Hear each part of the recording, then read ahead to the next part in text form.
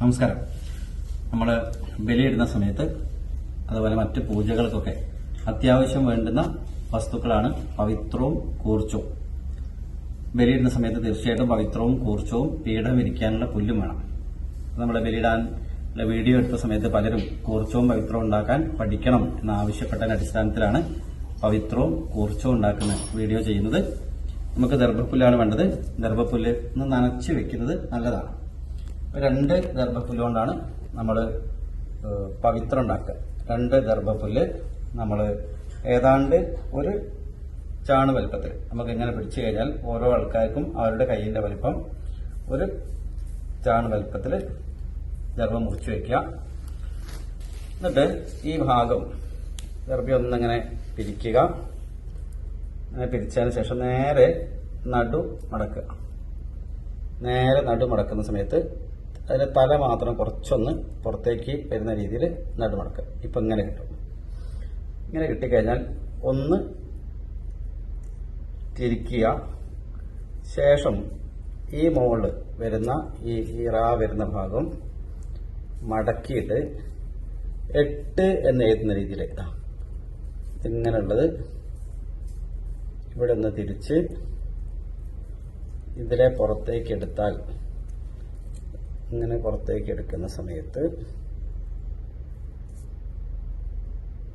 ഇങ്ങനെ കിട്ടും. ഇതാണ് പവിത്രം. വാല് കുറച്ച് കൂടുതലുണ്ടാവും. ഇവിടെ ഒരു മോതിരം പോലെ ഉണ്ടാവും. ഇത് വലത് കൈയിന്റെ മോതിര വിരലില് ധരിക്കാനുള്ളതാണ്. ഇങ്ങനെ വലത് കൈയിലെ മോതിര വിരല് ധരിച്ചിട്ടാണ് നമ്മൾ ക്രിയകളൊക്കെ ചെയ്യുന്നത്. ഇതാണ് പവിത്രം. ഇനി നമ്മൾക്ക് വേണ്ടത് കൂർച്ചാണ്. കൂർച്ചം എന്ന് പറയുന്നത് 3 പുല്ലുകൊണ്ടാണ് ഉണ്ടാക്കുക. ദർഭപ്പുല്ല് 3 പുല്ലെടുത്ത് തല ഒരുമിച്ച് വരുന്ന രീതിയിൽ വെക്കാം. തല ഒരുമിച്ച് വരുന്ന രീതിയിൽ 3 ദർഭപ്പുല്ല് വെക്കാം. ഇത് നമുക്ക് ഏതാണ്ട് പവിത്രത്തിന്റെ വലിപ്പം തന്നെയാണ് വേണ്ടത്. ഒരാളിങ്ങനെ പിടിച്ചു കഴിഞ്ഞാൽ ഒരു കൈ ഒരു ചാൺ മുറിക്കുന്ന സമയത്ത് കൈ കൊണ്ടോ കത്തി കൊണ്ടൊക്കെ മുറിക്കണം എന്നാണ് പറയുക. ദർഭ പെട്ടെന്ന് കൈ മുറിയുന്നൊരു സാധനമാണ്. അപ്പൊ കത്തി കൊണ്ട് മുറിക്കാം.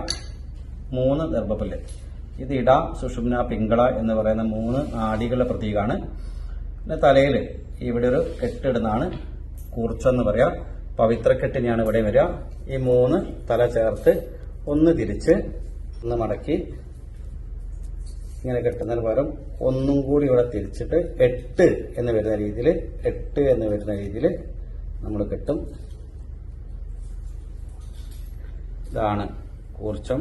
ഇതൊന്നും ടൈറ്റ് ആക്കേണ്ടതില്ല. കാരണം നമുക്ക് ചെറുതായിട്ട് ഒന്ന് ടൈറ്റ് ചെയ്താൽ മതി.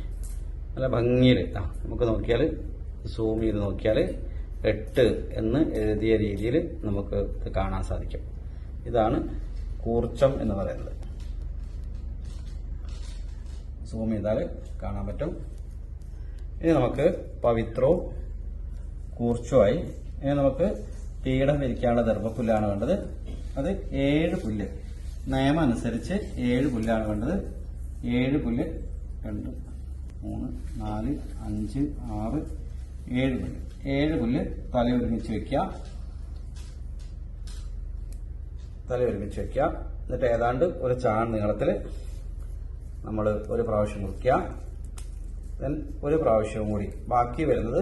അപ്പൊ 7 തലയും 7 കടയും കിട്ടി. ആ കട ഒരു പ്രാവശ്യം കൂടി താഴെ മുറിച്ചു കഴിഞ്ഞാൽ ഒരു വലുപ്പത്തിൽ മുറിച്ചു കഴിഞ്ഞാൽ ഇങ്ങനെ കിട്ടും. ഇതിന് കുറുമ്പുല്ല് എന്നാണ് പറയാ. ഇതിൽ ഏതാണ്ട് 7 തലയുള്ള പുല്ലും 14 താഴത്തെ ഭാഗവും കടയാണ് ഉണ്ടാവുക. 21 പുല്ല്. ഇതാണ് പീഠം വിരിക്കാനുള്ള പുല്ല്. ഇതിലാണ് നമ്മൾ പീഠം വിരിക്കുക. പവിത്രം നമ്മൾ വലത്ത് കൈയിലെ മോതിരവിരലിൽ ധരിക്കും. ഈ കൂർച്ചത്തിലാണ് നമ്മൾ പിതൃക്കളെ ആവാഹിക്കുക. ഈ കൂർച്ചെടുത്ത് എല്ലാം കൂട്ടിയെടുത്ത് ഹൃദയത്തോട് ചേർത്ത് വെച്ച് മന്ത്രം ചൊല്ലി ഈ കൂർച്ചം ഇവിടെ വെച്ചിട്ടാണ് നമ്മൾ ഇതിടുക. ഇത്രയും സാധനങ്ങളാണ് നമുക്ക് ബലിക്രിയയ്ക്ക് പുല്ലുകൊണ്ട് ആവശ്യമുള്ള വസ്തുക്കൾ. എല്ലാവരും തന്നെ നേരത്തെ തയ്യാറാക്കി വെക്കുക. ദർഭപ്പുല്ല് വാങ്ങി കൂർച്ചവും പവിത്രമൊക്കെ ഉണ്ടാക്കി വെക്കുക. നന്ദി, നമസ്കാരം.